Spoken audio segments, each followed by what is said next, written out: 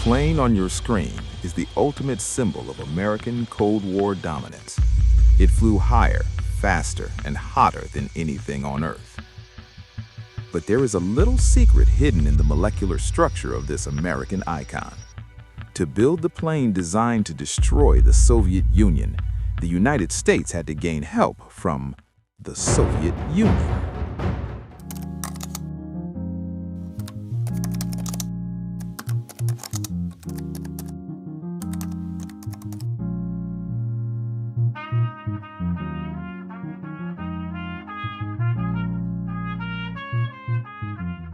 To understand the how, we first have to understand the why. It's May 1st, 1960. An American pilot named Gary Powers is flying a U-2 spy plane deep over Soviet territory. The U-2 was designed on a simple premise. If you fly high enough, 70,000 feet, Soviet MiGs and missiles can't touch you. That premise turned out to be dead wrong. A Soviet S-75 missile exploded near Powers' plane, bringing him down and sparking international embarrassment for the United States. Back at Lockheed Martin Skunk Works in Burbank, California, lead engineer Kelly Johnson realized the rules had changed. Altitude wasn't enough anymore. They needed speed.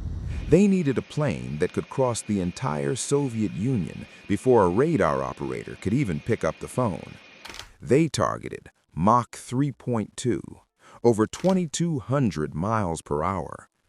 But the jump from Mach 2 to Mach 3 isn't just going faster. It's crossing a physical threshold where the air itself becomes the enemy.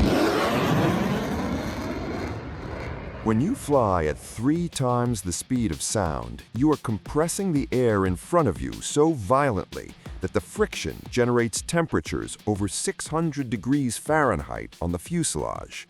On the engine nacelles, it hits 900 degrees. To put that in perspective, if you flew a standard aluminum jet fighter at that speed, it wouldn't just overheat, it would lose its structural integrity. Aluminum, the material we use for everything from soda cans to 747s, begins to lose its strength at around 400 degrees. At Mach 3, an aluminum plane would literally warp and buckle in midair. The Skunk Works team realized they had to scrap 50 years of aviation history and start with a blank sheet of paper. They needed a metal that was as light as aluminum but as strong as steel, and crucially, one that could hold its shape while glowing red hot. There was only one option: titanium. Titanium is a wonder material. It has the highest strength-to-density ratio of any metallic element. It's biocompatible, corrosion-resistant, and heat-tolerant. But in 1960, titanium was a nightmare. Nobody had ever built a production aircraft out of titanium before, and the engineers at Skunk Works quickly found out why. The metal was stubborn, it was brittle, and it destroyed everything it touched. Normal steel drill bits would shatter after drilling just 17 holes. They went through thousands of them. But the problems got weirder. In the summer of 1962, the engineers started noticing something terrifying. The titanium panels welded during the summer were failing. They were becoming brittle and cracking for no apparent reason. The panels welded in the winter were fine. They tore the factory apart looking for the cause. Eventually, they traced it to the tap water. The Burbank water treatment plant added extra chlorine to the city water supply in the summer to prevent algae blooms. It turns out titanium is highly reactive to chlorine. Simply washing the panels in city water was compromising the molecular structure of the most advanced spy plane in history.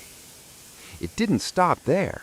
They discovered that standard mechanics tools are often plated with cadmium to prevent rust, but if a cadmium-plated wrench even touched the titanium, it left a trace amount of residue that would cause galvanic corrosion at Mach 3. They had to ban all standard tools from the shop. They literally had to invent new tools made of titanium just to build the titanium plane. But the biggest problem wasn't the tools, it was the rock. Titanium is the 9th most abundant element in the Earth's crust, but it's rarely found in pure form.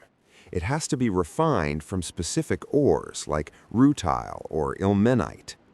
And in the 1960s, the Silicon Valley of titanium wasn't in California. It was in the Soviet Union. The Soviets were the undisputed masters of this metal.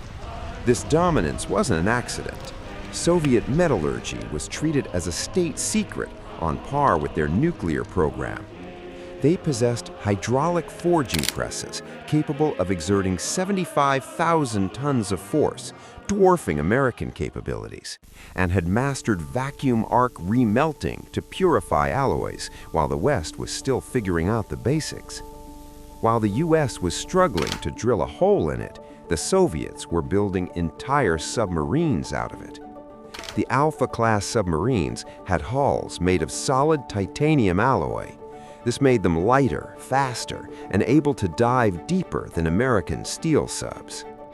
To weld these massive hulls, the Soviets built entire warehouses filled with argon gas, where workers had to wear spacesuits just to do their jobs.